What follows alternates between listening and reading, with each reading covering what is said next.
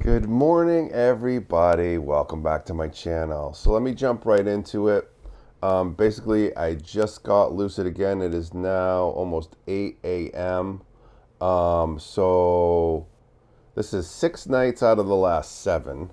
I was able to get fully lucid. I was pretty impressed with the clarity and the definition of the coherency of the lucid dreams that I had this morning.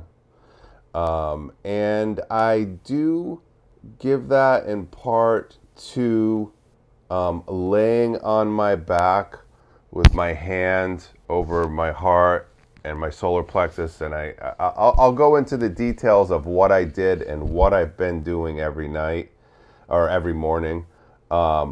And I don't even fall asleep in that state.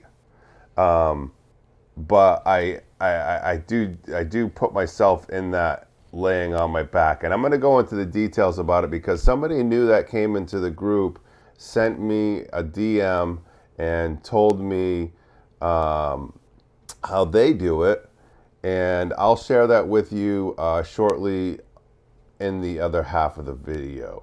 But right now, I just want to go into my lucid astral adventures and let you know what I did this morning. So basically, I got fully lucid, and I was in an alternate timeline with Dan Winter, and we were at a Chinese lady and a holistic healer's crystal shop.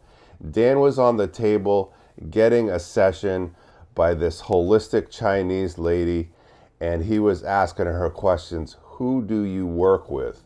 And the Chinese lady got a little taken aback and was just like, "Oh, I'm not supposed to answer that question." And I answered it for her. I told Dan, I said, she's working with her ancestors. And she was just like, "How do you know that? How do you know I'm working with my ancestors?" And I said, "And her ancestors don't like it when you ask questions."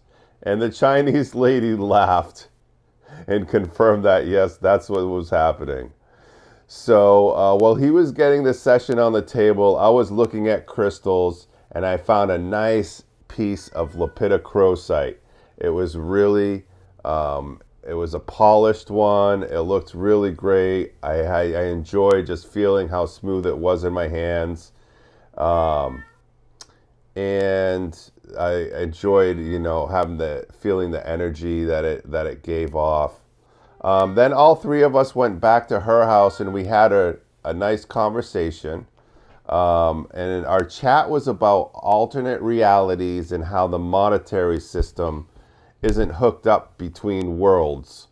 Um, so basically, while I was there in the astral, it seemed like me and Dan had some sort of a business agreement going on, and he tried to pay me for something. But I told him, I'd rather if he owed me a favor, because a favor could be transferred between worlds, but it's hard for us to bring money from the astral or bring objects from the astral to Earth.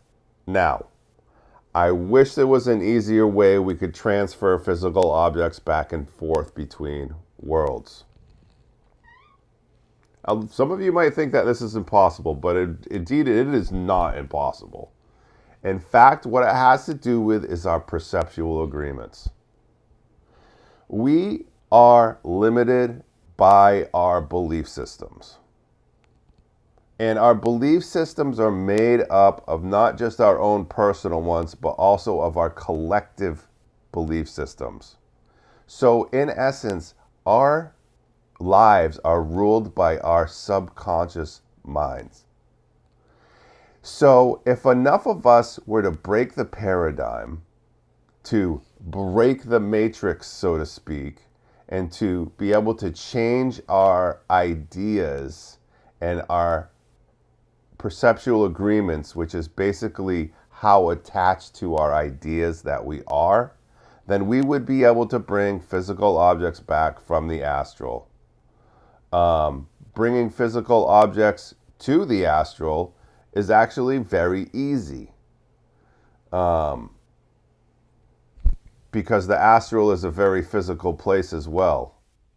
It can be. It can be both, and it can transfer. You can shift density while you're in the astral from physical. Like I can sit there in my dream and I can feel my hands, and then I can put my hands through the wall. I can do both at the same. I mean, just by shifting it in my mind, and that's the true nature of reality. It's only through, the Earth matrix and the magnetism that we're locked into this physical reality here. But it can be broken if we are mentally strong enough to break it. Okay, so that's my little spiel on that. And now I'm going to read what somebody, I'm not going to say their name because I haven't asked them permission, but what they sent me, boom. They said, I came across your videos through a conversation you had with Penny and Dan. Many things you said resonate, and some things fit my experience. Blah, blah, blah, blah. She said, okay, number one, from my experiences, number one, what happens in the astral comes into being in this realm. I think this is a very important point, and it piggybacks on what I was just saying about bringing physical objects from the astral into this realm. Now, I was talking about literally like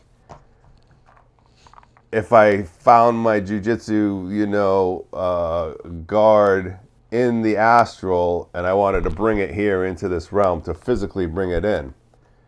Now, what happens to the astral comes into being in this realm. It is very, very true, but it takes a little bit longer to manifest because this realm is very low density, pasty, slow vibration, and it takes things longer to manifest in the lower density.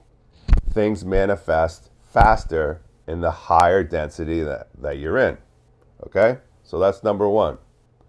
Number two, saying no or stating your sovereignty and that they have no power over you is vital. So that's another important point if you're being messed with in the astral. Saying no and stating your sovereignty. Okay? Number three, if looking them in your eye and something is off, state show yourself as a command and their real form will be seen.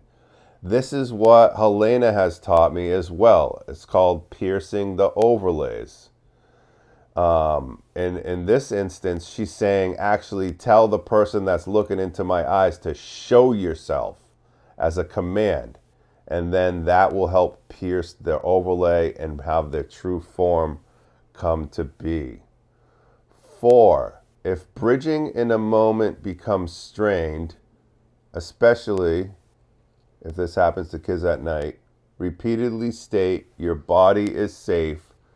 What do you do to make your mind safe? Okay. That's something that I haven't practiced yet, but that's a very good advice for somebody new that might feel like they're under threat. To say that your body is safe. What do you need to make your mind safe? Number 5, I really, really like this one because this is the one.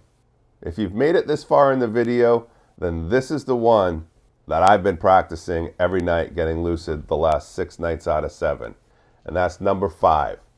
Sleeping on your back gives your cerebral spinal fluid the best flow and pump waves through your system.